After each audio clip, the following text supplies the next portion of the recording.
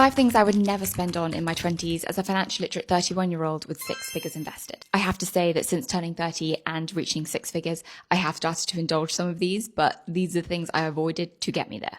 Number 1 is expensive gyms. I now go to Third Space, so this might seem a bit hypocritical, but in my 20s, I paid about £60 to £70 a month for my gym membership, which if you're in London, you will know is actually not bad. But now I definitely notice the £280 a month Third Space membership. And don't get me wrong, I love Third Space, but in my 20s, that was just not a priority when I was in the kind of wealth building era. Number 2 is paying full price for rent and bills. Now, I've actually never lived by myself. I've always either lived with my friends or my partner.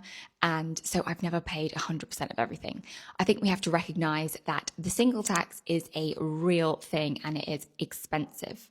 In my 20s, I actually lived with some people from Spare Room and they ended up becoming great friends. So in London, I actually think it can be a really useful thing to do, not just financially, but also socially. I also have another friend who is getting married in November and her maid of honor is someone that she met on Spare Room, which is such a nice little story.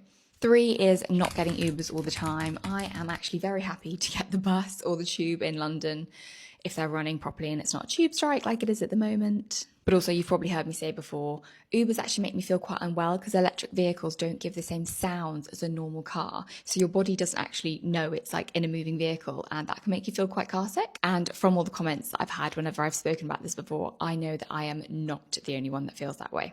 4, which is quite specific to me, is that my mum is a hairdresser, so she used to cut my hair. And I actually think she did a really good job. And also, I don't dye my hair, so I don't really spend that much in terms of hair care. Number 5, getting my nails done. In my 20s, I actually used to do them myself. I had my own little setup kit at home. To be honest, they didn't last as long as when you get them done professionally. They just do it better.